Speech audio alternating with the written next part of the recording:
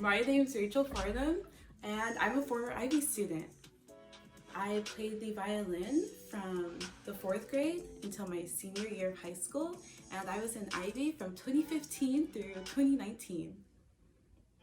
Now I attend UC Santa Barbara, where I'm studying music composition. I'm really excited to share my journey to music composition with you, so let's get started. Music has always been a part of my life. For as long as I can remember, there's always been something playing in my head.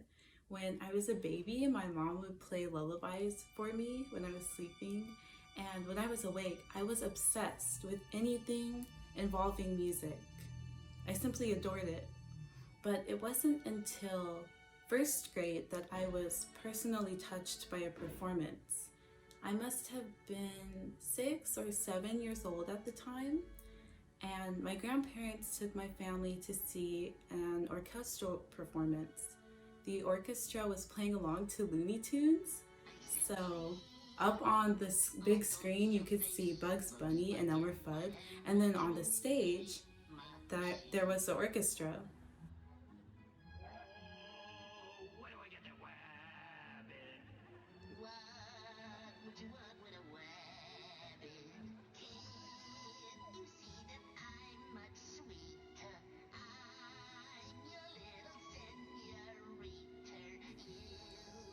At that time, I had no idea what any of the instruments were, but I knew that they sounded pretty, and I liked how the musicians were dressed. In concert attire, they looked really fancy to 7-year-old me.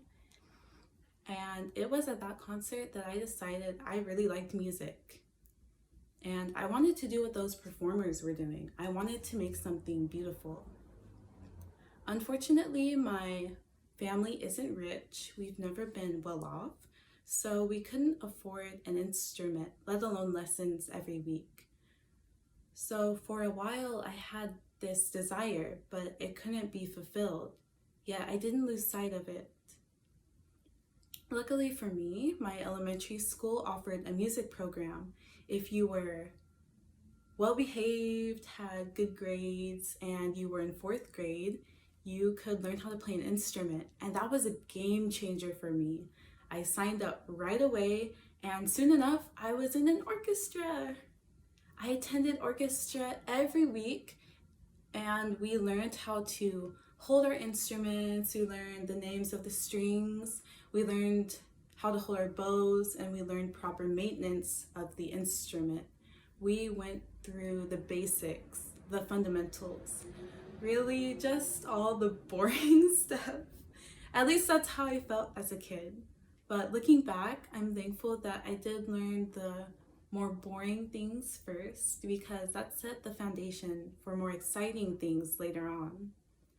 During elementary school, I was blessed with being able to borrow an instrument, a school instrument, because otherwise there's no way I could have played. My family couldn't afford a violin at the time, so my school instrument was this sad little thing. The bow was sparsely haired and quite filthy, and the strings on the violin were not the best, but I made it work because that's all I had. Believe it or not, I still remember my first concert. That was the first time that I wore heels, and I don't remember feeling nervous about performing, but funnily enough, my stage fright was really bad in high school. I remember shaking during performances because I was so nervous. But anyways, I played on my school instrument for 3 years, fourth grade, fifth grade, and sixth grade. And then in seventh grade, my grandma purchased a violin for me as a birthday gift. And I was so surprised because I didn't think we could afford it, even a cheaper instrument. And so at that moment, I decided I had to be successful, and I had to stick with the instrument, and I had to make my family proud. My family would ask me to play for them, and I would act nonchalant about it or even annoyed, but I secretly loved those moments. I loved making them happy with just my music, even if it didn't sound that great.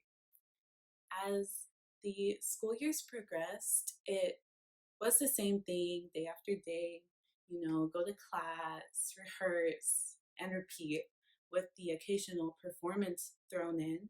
And I started to get rather bored with it. Middle school orchestra was stagnant. I'm pretty sure that we played the same songs for the entirety of middle school, and I felt myself losing interest in the violin. Then I remember in eighth grade being introduced to Miss Anchetta and learning about the Ivy Orchestra. I auditioned with a friend. We played some scales, sight read, standard audition stuff, and it went horribly. Maybe I'm being dramatic, but I really had to hold back the tears after our audition because I felt so embarrassed. Here I was auditioning for this amazing orchestra, taking time out of Miss Anchetta's day, and it felt like I was insulting her. Unfortunately, I didn't have confidence in myself, and I didn't believe that I had the capacity or the ability to learn. So I didn't join Ivy, although I was strongly encouraged to do so. But don't worry, I did join Ivy 1 year later when I was in ninth grade.